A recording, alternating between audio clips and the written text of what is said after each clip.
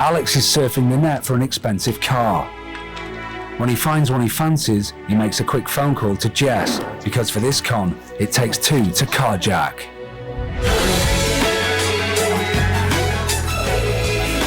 Buying or selling your car is likely to be the second biggest exchange in money you will ever have next to selling your house. We'll show you how not to lose it all in a con that's beginning to surface in the UK. Alex and Jess have arranged to come round to the owner's house to see the car, and more importantly, to take it for a test drive. Ian, Mandy. Ian's Mandy. Mandy not very well. No.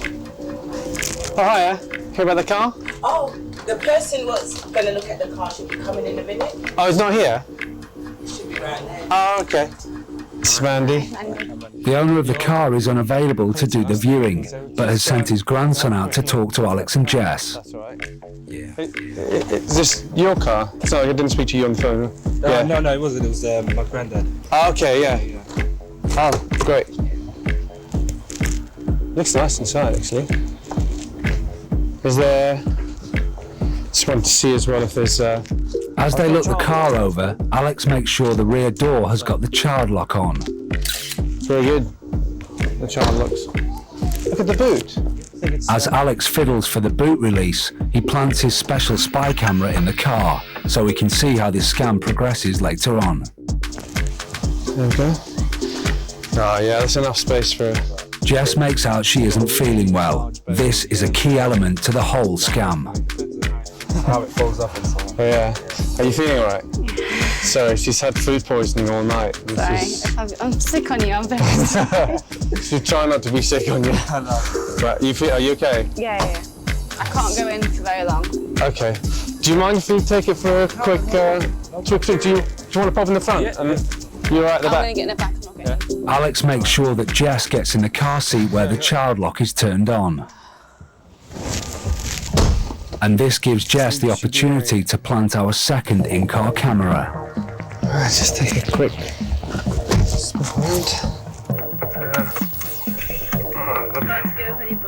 Okay. Okay. Family car. Yeah, it's cool. We've got a little kid. He's only about 10 months. Little Paul. Alex wastes no time in making small talk to put the mark in the comfort zone. Oh, that's good that the locks go down. And that's locked. You know, make sure that it doesn't fall apart. Whilst he is doing this, he is keeping an eye out for a suitable place to pull over. When he finds one, he'll cough to give Jess the signal to begin the con. Sure. There's the signal. Oh. Okay. Don't panic. Oh, sorry. Hang on. Ian, the door, Okay, can you open the door for it? Sorry. Jess can't get out of the car. The child lock is on. Right, calm down. This puts the mark in an impossible situation, and the pleas for help force the victim out of the car. Can you open the door for it? One push of the central locking button and it's all over.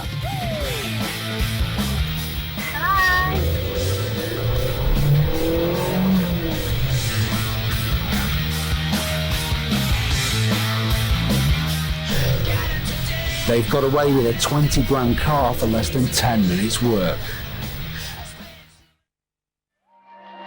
It all started as a favour to his grandfather, taking a test drive in an expensive car. And within 400 yards of his home, he'd lost it. The way they did it was just so simple, yet it actually gets you out of the car. So, what advice is there for doing that test drive? Ask more questions before we get in the car and so on like that. You know, because they just came from nowhere. I didn't know I think he told me his name. Basically, I didn't ask that many questions and I would have brought someone else with me. If you're taking people for a test drive in your car, but for some reason you have to stop, then make sure you take the keys out of the ignition before leaving the vehicle. This next hustle is about overhearing a telephone conversation and a bargain that's too good to be true. This is the eavesdrop cell. We're at a London market where Jess has set up what appears to be an antique stall. But in fact, the most expensive thing is worth only £3. The aim of the game is to make a huge profit. Paul is going into this busy cafe.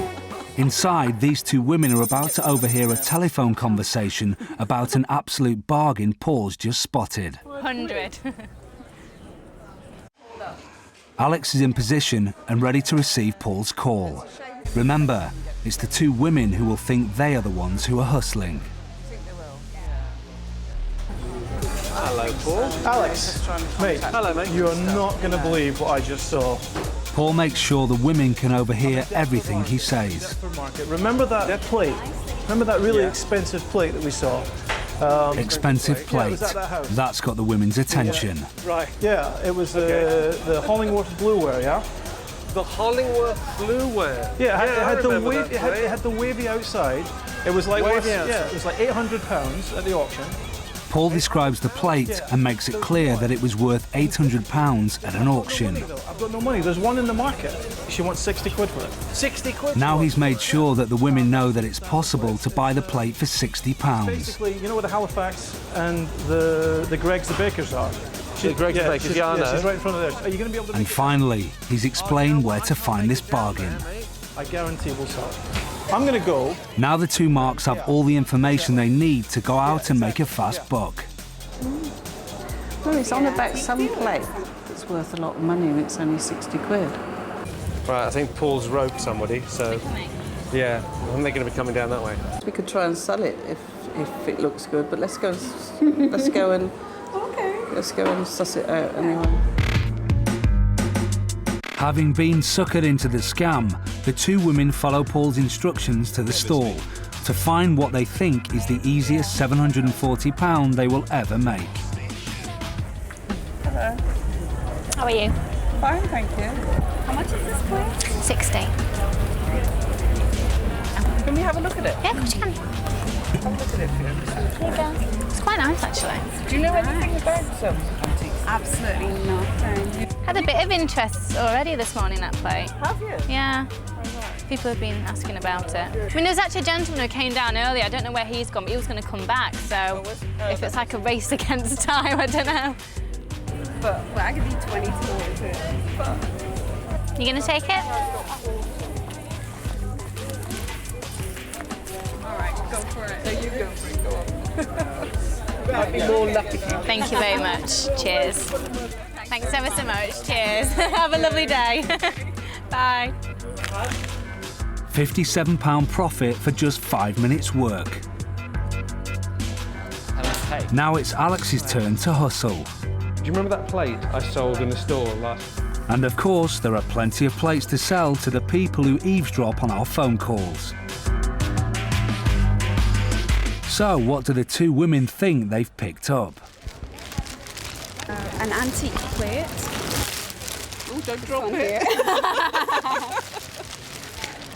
That's it there. Just really like the look of it.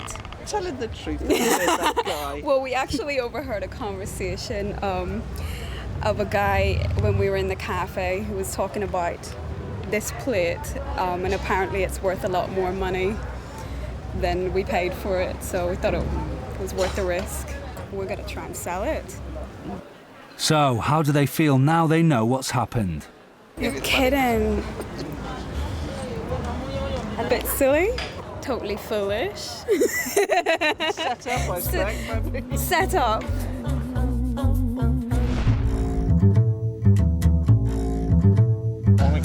The team are in Manchester's fashionable Canal Street, full of modern clubs, cafes and bars.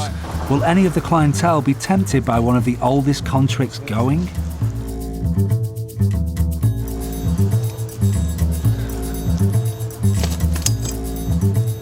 This is the 3 shell game, in this case played with 3 bottle tops and a P.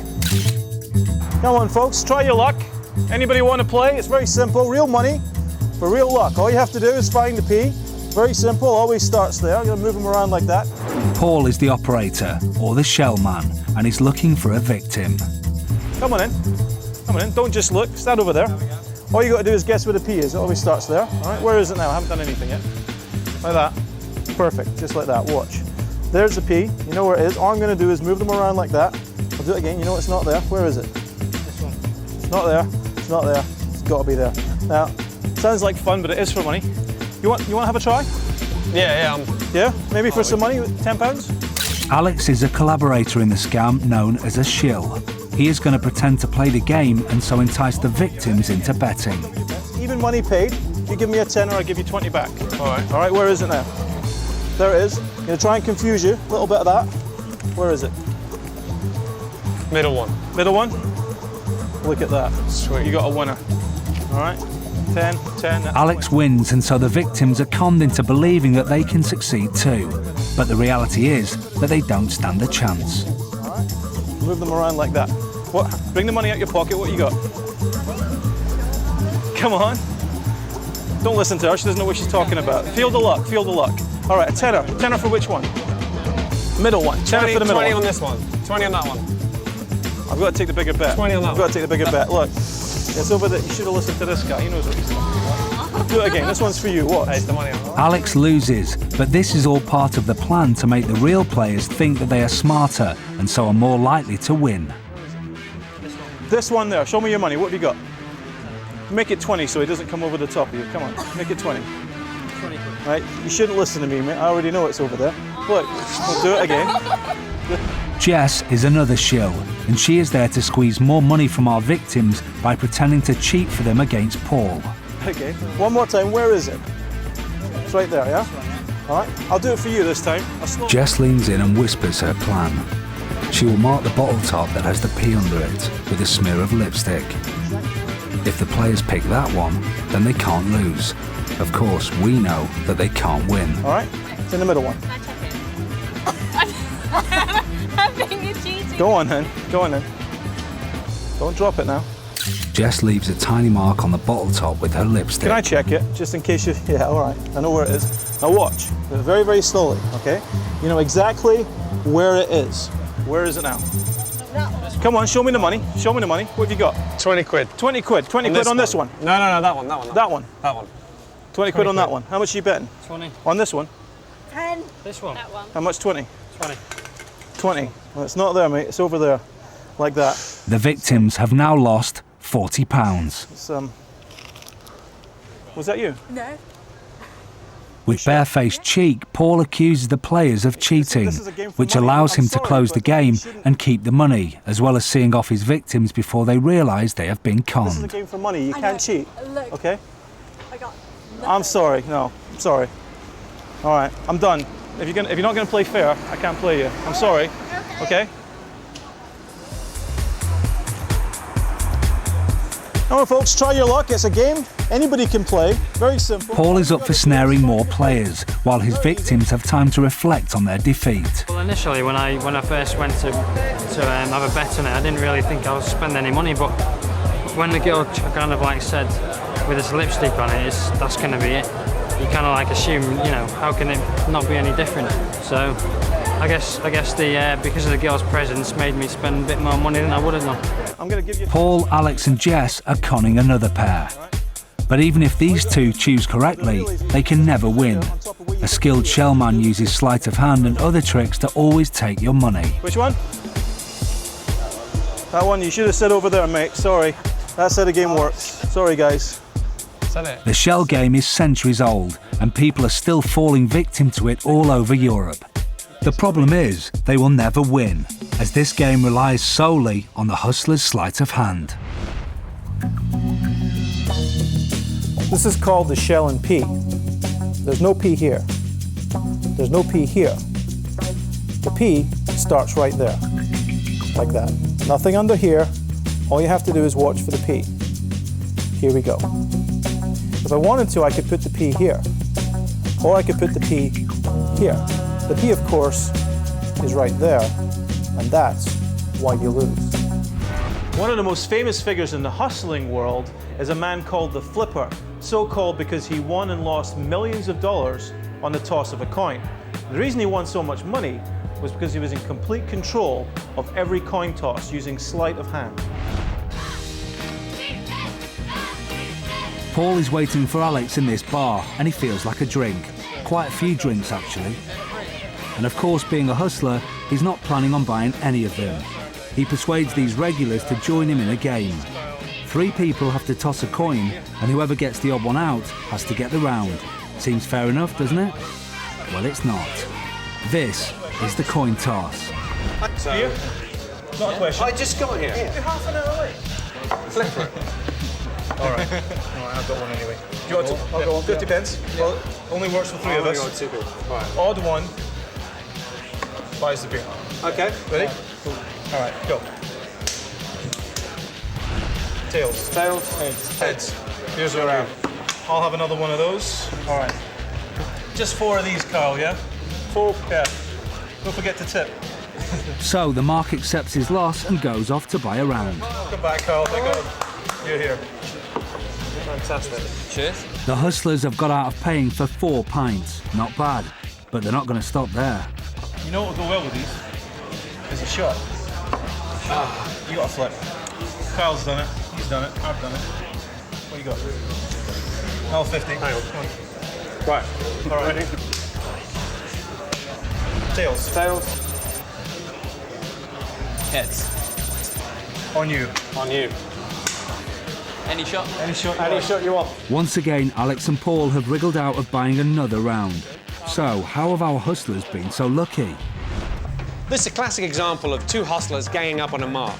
All I've got to do is look over to Paul and he signals me whether he's going to throw heads or tails. The signal is very simple. Before the toss, Paul flashes the coin to Alex, indicating which side he'll make the coin land on. So this is how I control the coin. I flip it, genuinely flip it, let it land in my hand, I run my thumb over it, I feel whether it's going to be heads or tails. And then all I have to do is make an adjustment to show which side it's going to be. But how do I know whether the coin's going to be heads or tails before I even flip it? That's because I use a controlled toss. When I flip it like this, it actually simply revolves in space. It doesn't turn over, but I give it a little wobble, so it looks to the human eye as if that coin is flipping over in the air, but when it lands back in my hand, it's still heads or tails up. The marks are powerless. There is no way they can win. Sambuca. Cheers, all right. Right. I feel a bit guilty though. Feel like celebrating though, don't you? Feel like celebrating? Feel like celebrating? Yeah. Yeah, we can celebrate. You know what you need to celebrate though, right? Yeah. Bottle of bubbly. Champagne. So who's going to get it? Who's going to flip? What? Which one are you see? I might as well flip. Come on. Ready? Right. Ready. Tails. Tails. Heads. It's on you. Funny. Biggest bottle they've got, if you don't mind. So that's 4 pints of beer, 4 shots and a bottle of champagne. After all that, it's probably in everyone's interest to call it a day. Good. Very good. Right. Thanks, guys. It's been a pleasure. Nice meeting you. All right. Take care. Take care. Yeah. Cheers. All right. Thanks. Oh, yeah. Right. There she is. Is over there? Yeah. All right. No, it's not alright, man. That's a loss. I didn't even get a glass. The hustlers go off to down their winnings and leave our unlucky duo to drown their sorrow. The demand for organic food is growing rapidly, and in the UK alone, the market is worth over £1.6 billion in sales. The question is, what would happen if a hustler was to set up an organic food stall? We're at a local London market where our hustlers have come to sell top quality organic food. Alex has been setting up his stall selling the very finest Tuscan olive oil shipped in all the way from Italy. He may be charging £8 a bottle, but as it's organic, the customers can be confident they're buying the very finest produce available. Meanwhile, Jess and Paul are busy setting up their stall next door, selling handmade organic sausages. Knowledgeable customers will know that these sausages come from pigs that were reared on an organic farm with only 100% organic feed. And to prove their authenticity, Paul has displayed posters of himself at work on his pig farm in Scotland. The sausages are on sale for £4 a pack, but for the health and ethical benefits, many customers will be happy to pay that bit extra. Try some organic oil, extra virgin olive oil from Tuscany. Organic sausages, 100% organic, all natural ingredients. Come on. But as these stalls are run by hustlers, you know that this food is not going to be kosher. This is the organic food scam. Best sausage you'll try today. How about some more? Made from 100% organic pork. If you tried it, you got to buy one. Come on. These are 100% organic. Made from pigs that I raised in Scotland. Yeah, come and try some. Paul is so confident of the quality of his sausages that he's cooking them up in front of people and offering them the chance to try before they buy. What do you think? It's good, isn't it? Alex is also offering people a chance to take a dip of his Tuscan olive oil. It's a little bit more peppery in taste. Well, I'll give you the names if you like. This one's Alex, this one's Jess. I just purchased some organic sausages. I'm totally organic. It's the first time I've seen organics in Deptford, so I just jumped at the opportunity. Sales of organic food has grown tremendously over the last couple of years, and therefore we know that more consumers are buying into the benefits both for themselves and also the environment. But of course this means that there is more incentive, a bigger incentive, for traders to be unscrupulous about how they may pass off non-organic food as organic. Just don't put it in the fridge, yeah? Cheers. Unscrupulous traders, that sounds about right. Let's see what our hustlers have really been up to. Paul's sausages are actually only 30% pork and were bought in bulk for 89p a pack. Repackaging them in greaseproof paper and sticking a branded label on them transforms these cheap economy sausages into top quality organic sausages worth £4 a pack. Alex's £8 a bottle Tuscan olive oil is really just the cheapest oil money can buy. The sausages and oil that our hustlers are offering to customers to sample are genuine organic products, and if anyone had any doubts about the authenticity of Paul's sausages, they'd only have to glance over at the poster showing Paul at his farm with his pigs. So, how did he do it? Quite easy, really. Oh, pig. All you need is a camera, a costume, and a visit to the local city farm. Ready? Yeah. 1, 2, 3. Smile. Oh, pig. Perfect. Got it?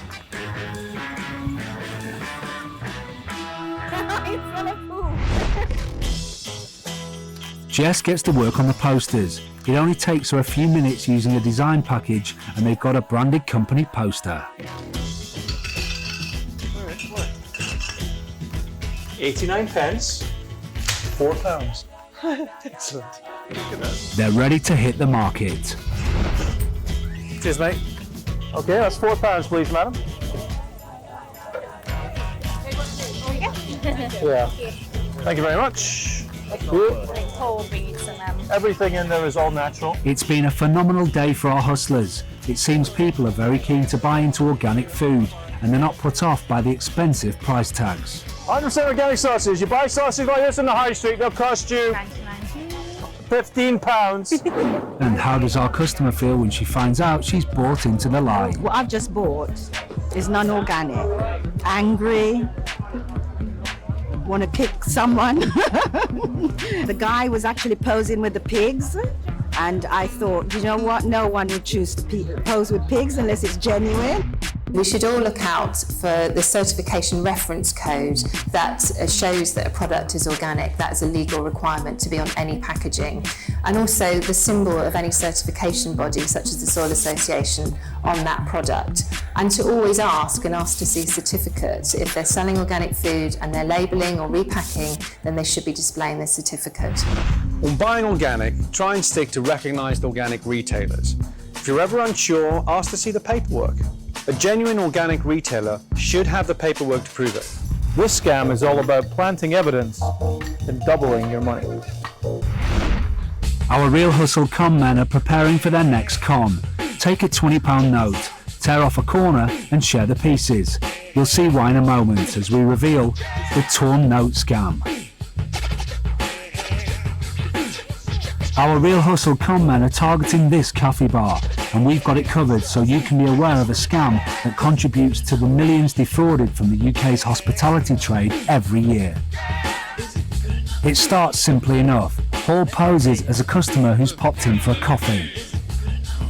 Alex waits outside while Paul is served. Thank you very much. Just bring your check just now if you don't mind. Yeah, sure. All right, thank you. It's time for Alex to go in. but he knows when he leaves, he'll be £20 better off. Thank you. Alex is in position, so Paul must wait for his cue. Can I get a cappuccino, actually? Yes, thank you. That's the signal. And do you remember the torn £20 note? Well, here it is. Paul's going to use it to pay for his coffee.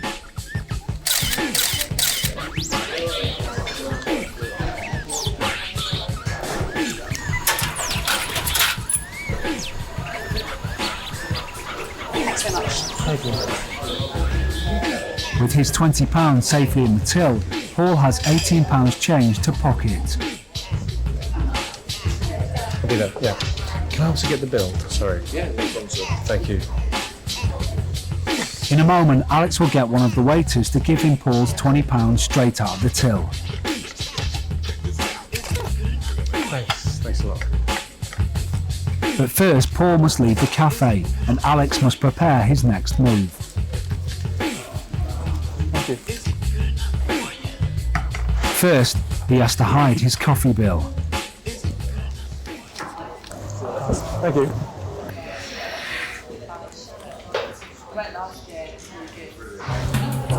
This is it, and Alex knows that for the scam to work, he must convince the waiter that he's already paid, with a little help from the note we saw earlier. Hiya. So I'm waiting for my change? No, I haven't taken change from the table. Was it I someone? gave you a 20 as you brought the bill? No, I only gave you the check. No, I definitely gave you a 20 with the bill, because I know I had a 10 in here and a 20. Oh, I did, yeah, look. Corner of a 20, I had a 10 and a 20 and I gave it to you. Well, can you have a look in your till? If there's a 20 with a corner missing, that's mine. Okay, no problem.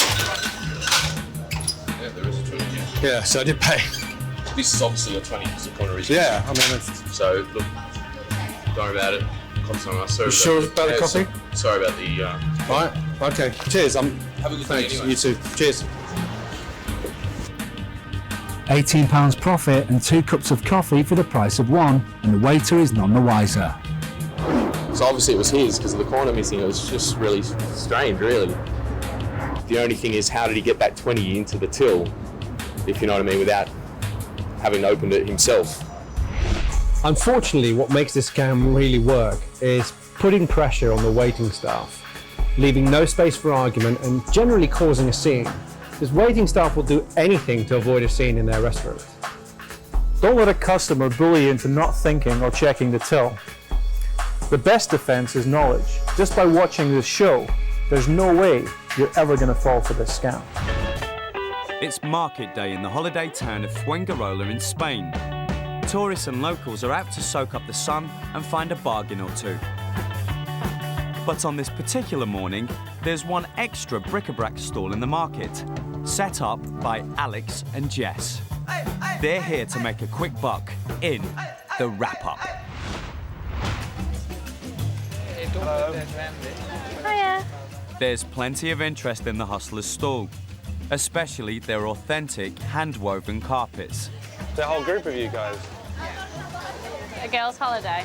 Yeah. Oh, is it? And weekend. Who's getting married? Hey, congratulations. Cool. Get a little bit. Can I get that little one? This? You can't get that. That one. Where there's a hen party, there's usually money. I'll tell you what, if you buy a big one, I'll throw this one in. As a wedding gift. Alex goes for the hard sell. 2 for the price of 1.5. No. How much is the big one? As a wedding gift. This one is 70 euros. Because it's actually from around here. I reckon we should all chip in and get his wedding present. But of course you're welcome to try your skills at haggling. 30. Well, that's good, I like it. 30. All right, 50. 35. These girls are determined not to be ripped off. This one's 120. Possibly. Everything's negotiable. In fact, Haggling seems to be the order of the day. Let's take 70. How much? Is this tourist trying to hustle the hustlers? It's a valiant effort. Okay, 100? Alex isn't going to let her walk all over him like a cheap rug. 95 and you've got yourself a deal. You're good. These marks have done well. They've knocked 25 euros off and settled for a price of 95. What a great bargain. You've had the last of our money. Oh, I like that. 40. The hustlers seem to be in a generous mood today. 40. 40. All right. Alex has just made their day. That's a 70 euro carpet for almost half price. You get the little one thrown in from us. And he even throws in the miniature rug as a wedding present. Thank you. But his customer service doesn't end there. I'll tell you what, I'll wrap it up for you so you can take it back. We'll come back in about 10 minutes? Yeah? Cool.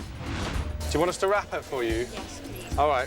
Give us 10 minutes and we'll wrap it nice and tight so it doesn't get ripped or come apart. Yeah? Alex offers a wrapping service so that his happy customers can carry their rugs straight onto the return flights to the UK. Having paid, the marks explore the market while Alex gets wrapping. It's not long before the carpets are ready to pick up. The marks are just in time to see Alex putting the last piece of wrapping tape on their package. Hiya. So, I've wrapped the smaller one inside. Okay, great. Yeah? There you go. You've got a little handle. Oh, thanks. Oh, that's Hello. Just put a little handle on for you. Yeah. I'm just going to close that up here. Scissors. There you go. Thank you very Enjoy. Thank you. Take care. Have a good holiday. Bye. Everyone's happy. The hustlers have their money, the marks have their packages.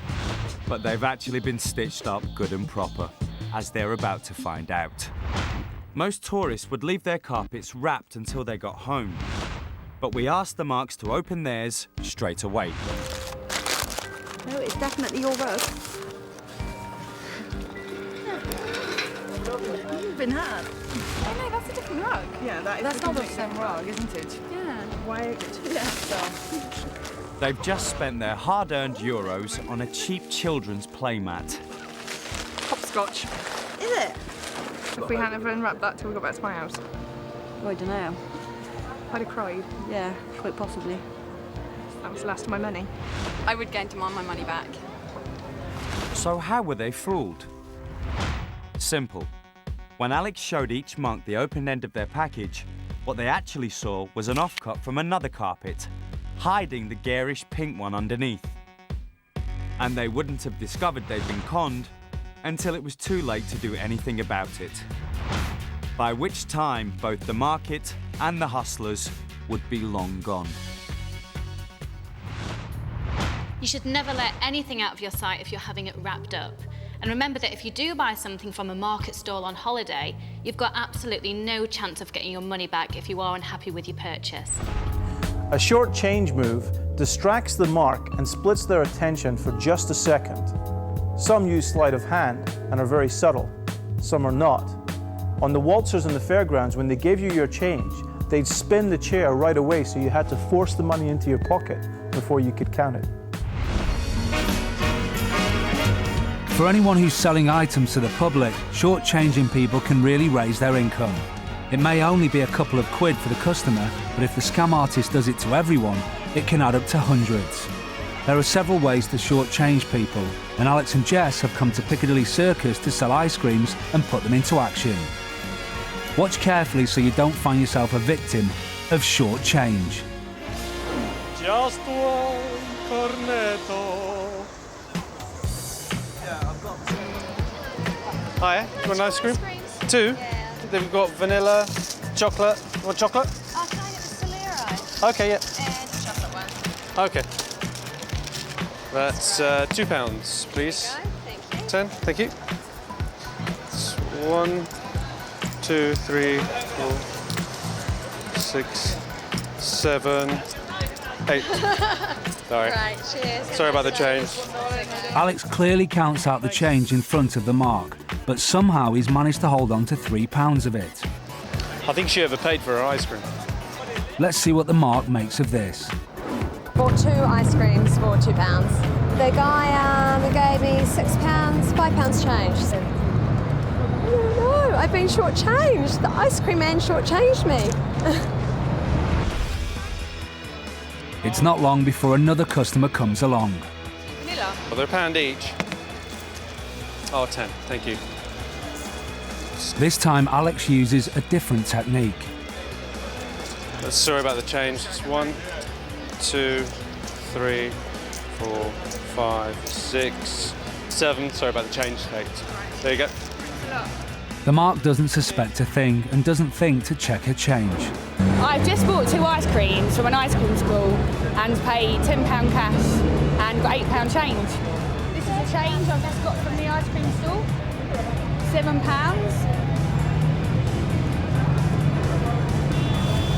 Oh, there's £7. Alex used 2 different methods to shortchange these ladies. For the first woman, he counts out all £7 in his hand, but as he turns his hand over, he holds on to £3 of it. With the second woman, he used a distraction technique. He counts the money directly into her hand. He doesn't actually drop the second to last coin, he just taps it against the others and diverts the mark's attention with the final coin, pocketing £1. Where have you been? Did you sell any? See, you're killing it. I made about 20 quid. Did you? Yeah. Well done. See you in a bit. Do well. You didn't nick any ice creams, did you? No, I didn't. Now it's Jess's turn, and she'll be using a different technique. See if you can spot what she's up to.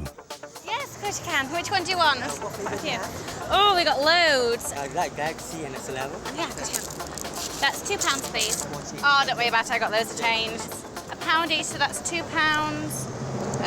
3, 4, 5, 6, 7, 8, and the lollies make 10. Thank you very much. Have a lovely day. Bye. Thank you. Another mark walks off without a clue as to what has just happened. I just went and bought some 2 ice cream for my friend and I. I paid, I think, £2, £1 each. I've got how much change? I think I've got about £6 change. £6 change? £6. Am I supposed to have £6? £8, right? Did you spot how Jess shortchanged this man? Jess's technique is to purely confuse the mark. When she starts counting out his change, she adds in the price of the ice creams at the beginning, so counts up from £2. Instead of going all the way to 10, she stops at 8 and then counts in the ice creams again, giving the mark only £6 change. Have a lovely day. Bye. Thank you. Here it is again. £1 each, so that's £2. 3, 4, 5, 6, 7, 8, and the lollies make 10. Thank you very much. Have a lovely day. Bye. Thank you. Well, obviously, if he shortchanged everybody by £1 a day and he sold 200 ice creams, he'd make £200 extra profit on the money he's making with the ice creams.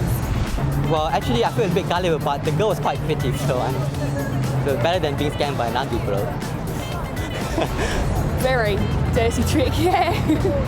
I would say definitely count all your change afterwards and not just walk away after you've bought ice creams or anything else for that matter. Right. Ready? Yeah, let's go. So, after a successful day of shortchanging, it's time for our hustlers to make their getaway. I'm not that heavy. Sorry, pursued by an ice cream van. I've got no brakes, so I can't see it.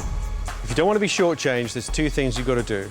First, always concentrate when you're getting your change back. And second, always count your change before you walk away. It's as easy as that.